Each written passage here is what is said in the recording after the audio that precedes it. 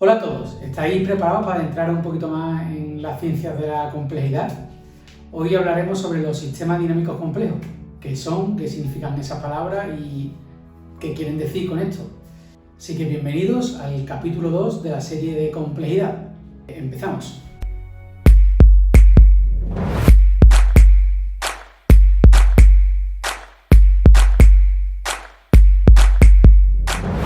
Para estudiar qué son los sistemas dinámicos complejos, lo que vamos a hacer es, a nivel epistemológico, entender bien qué quiere decir la palabra sistema, a qué se refiere cuando decimos dinámico y qué es eso de la complejidad.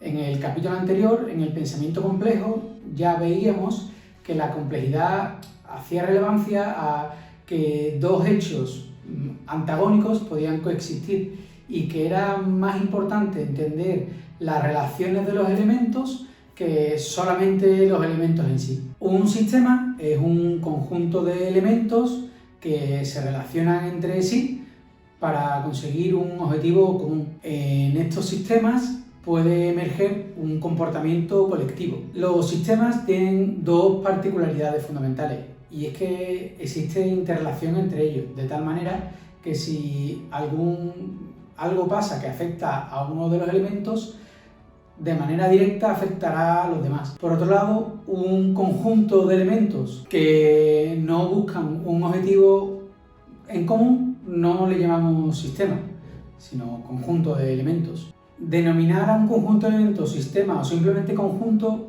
muchas veces es algo subjetivo, porque depende del observador. Por ejemplo, yo en mi profesión, antes de estar en FIO, era el director técnico de una empresa de ENSA, muchos lo sabéis, con más de 50 entrenadores. Una de las cosas que yo hacía era revisar las planificaciones de los entrenadores sobre los clientes, ¿no? Entonces yo una de las cosas que preguntaba era ¿por qué has puesto este ejercicio? Una serie de ejercicios puestos de cualquier manera no representa un sistema si no tiene un fin claro, si están puestos por poner. Si llegamos a la sesión y preparamos la sesión en 5 minutos, echando ejercicios en un papel, que el papel lo aguanta todo, sin mucho criterio, podríamos decir que es un conjunto de ejercicios y que probablemente la persona gaste calorías mientras se mueve, pero no tiene un fin claro, entonces no sería un sistema. Sin embargo, si puedes responder por qué has puesto ese ejercicio en tu planificación, por qué le has dado esa intensidad o ese volumen, pues probablemente sí estés generando un sistema y la unión de todos esos ejercicios en el tiempo y con otras variables, pues te acerquen a un objetivo concreto. Hacer algo de manera sistematizada es simplemente organizarlo con un orden lógico y con un objetivo concreto, nada más. Entendiendo así sistemas, podemos ver la importancia de la programación del entrenamiento, porque ordenas los estímulos de una manera coherente y lógica para que tu alumno consiga los objetivos que os habéis planteado. Tu alumno y tú formáis un sistema, de tal manera que de la unión de los dos, si todo sale guay, formará una sinergia y entonces se conseguirá algo mejor, o tendréis un comportamiento antagónico y os restaréis, que es cuando ni tú ni tu alumno os aguantáis y nada fluye. Entendiendo así sistemas, si algo le pasa a tu alumno o algo te pasa a ti, va a repercutir de manera directa en el otro. Si tu alumno se pone malo, pues tú no cobras la sesión. Y si tú no haces bien tu trabajo, tu alumno mejorará menos. Dentro de los sistemas los podemos ordenar de muchas maneras.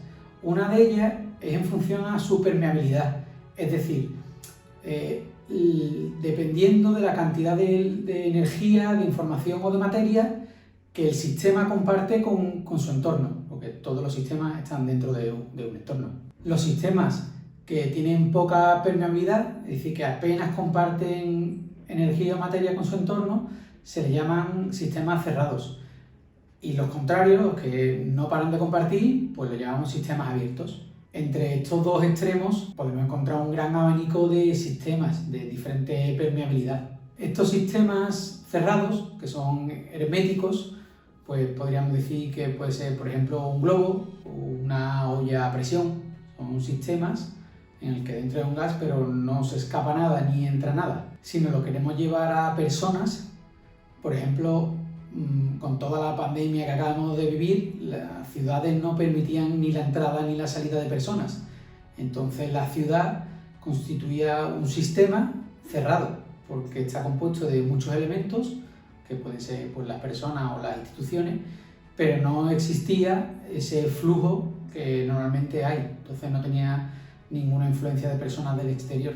En los sistemas abiertos, en los que sí hay intercambio de materia o de energía, pues podemos ver pues, un ecosistema, un bosque, una persona o cualquiera de los sistemas del cuerpo humano que todos conocemos. Dentro de los sistemas abiertos hay algunos sistemas que cambian con el entorno y otros que no.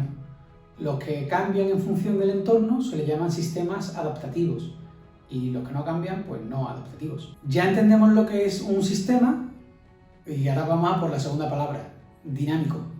La dinámica es una parte de la física que estudia el movimiento en relación con las fuerzas que actúan con ese movimiento, que lo provocan, que lo frenan o que lo modifican. En este caso, nosotros entendemos los sistemas dinámicos como aquellos que evolucionan. Entonces podemos hablar de sistemas dinámicos o estáticos. Hay un grupo particular de sistemas que, a pesar de que el ambiente esté cambiando, son capaces de regular para mantener estable su estado interno. Se llaman estados homeostáticos y probablemente esta palabra suene de la homeostasis o de la alostasis. Estos sistemas, a través de cambios estructurales internos o funcionales internos, se adaptan a cambios en el entorno o en el contexto. Si bien es cierto que si estos cambios en el entorno o si el entorno se vuelve cada vez más complejo, puede que estos sistemas ya no sean capaces de regularse, entonces se deterioran y se pueden deteriorar parcial o totalmente. Podemos pensar en nuestra temperatura corporal. Nuestra temperatura estará siempre en torno a 35 y pico, 36 y pico grados. Y si nos vamos al desierto, pues fuera a 50 grados, pero nuestro cuerpo luchará por mantenernos con una temperatura estable. Si bien es cierto que si pasamos mucho tiempo bajo el sol y no nos hidratamos y el calor de fuera es de 50 grados, llegará un momento en que nuestro sistema y nuestra estructura interna no podrán seguir combatiendo contra la temperatura externa y nos empezaremos a deshidratar. Si lo cogemos a tiempo, solo habrá provocado algunos daños que probablemente sean reversibles, pero si no, puede tener un desenlace fatal. Una particularidad de los sistemas dinámicos es que tienen un comportamiento altamente estocástico. Esto quiere decir que no podemos prever perfectamente su comportamiento. Para intentarlo hay muchos métodos computacionales, como los modelos basados en agentes, que intentan, usando muchísimas variables, intentar predecir cuál va a ser el comportamiento del sistema. Pero la realidad es que todavía no es una ciencia exacta y no podemos predecir qué va a pasar. Si pensamos en un sistema dinámico, como puede ser una persona, intentamos predecir, por ejemplo, en el caso de un jugador de fútbol, cuántas carreras va a dar en un partido, cuántos pases o cuántos cambios de dirección, sería muy difícil de predecir. De hecho, yo no apostaría diciendo un número, porque depende de tantos factores que no tengo ni idea. Entendiendo lo que es sistema y lo que es dinámico, nos queda lo último, complejo. ¿Qué es complejo? Si me voy a la RAE, me da como sinónimo complicado, pero no es lo mismo. Un sistema complejo no tiene por qué ser complicado de entender, o lo contrario. Un sistema complejo lo forma el agua y no es difícil entender que si pones el agua a 100 grados se evapora y si la metes en el congelador y pasas de 0 grados se congela. Eso se entiende perfectamente y es un comportamiento complejo. ¿Por qué es complejo? Porque las estructuras que se forman no tienen un orden. Cuando el agua se transforma en gas, no hay nada, no hay ningún elemento que decida cuáles son las primeras moléculas de agua que se van a transformar o a evaporar. Entonces, ¿qué es complejo? Pues no hay una definición clara de qué es complejo. Que podemos interpretar que la complejidad es la manera de relacionarse de varios elementos. Hay relaciones que pueden ser simples y relaciones que pueden ser complejas, pero no confundamos con fácil y complicado. Complicado es el motor de un coche. Para mí, que si se me estropea el coche y abro el capó, pues no tengo ni idea. Para mí es muy complicado. Pero probablemente un buen mecánico vea mi coche y sepa lo que le pasa en un momento. Entonces para él es fácil.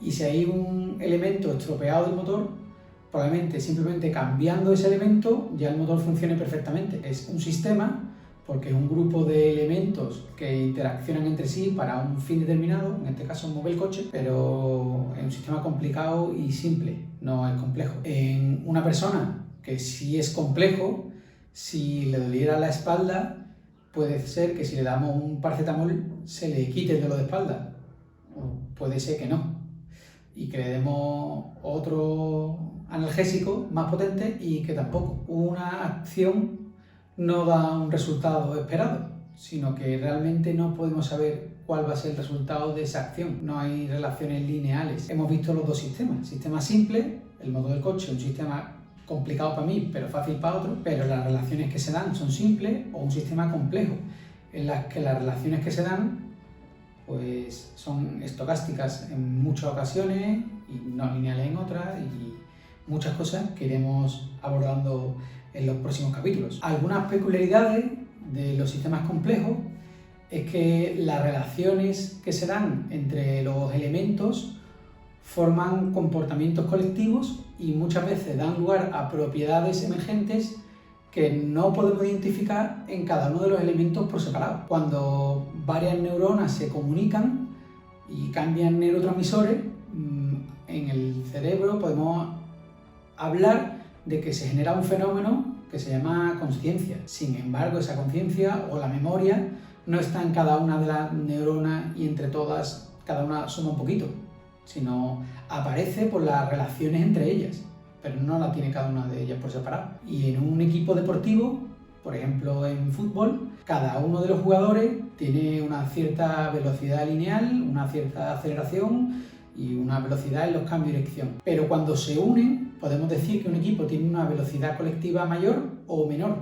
Y la velocidad colectiva no tiene nada que ver con las velocidades individuales sumadas, sino con lo rápido que distribuyen la pelota entre los jugadores. Ninguno de los jugadores tiene velocidad colectiva en sí mismo. Esto nace cuando juegan entre varios, en un equipo. ¿Qué elementos o qué sistemas dinámicos complejos tenemos en nuestro día a día? Bueno, pues por supuesto el ser humano, pero tu equipo deportivo es un sistema complejo, tú y tu alumno o tu paciente, tu club, la federación, todos son sistemas dinámicos complejos. En todos emergen propiedades que no tienen los elementos por separado, en todos, si un elemento es afectado, probablemente afecte al resto, en todos serán relaciones no lineales y muchas veces un estímulo ocasiona un efecto y hay veces que ese mismo estímulo ocasiona otro efecto. Los sistemas complejos tienen muchas propiedades y cada una de ellas muy interesante. Lo que haremos en los próximos capítulos es ir abordando cada una de estas propiedades de manera individual para que se entiendan bien. Así que si te ha gustado el vídeo, dale a like, suscríbete al canal si no lo has hecho y comparte, y así me ayudas a seguir haciendo más vídeos para el canal. Hasta luego.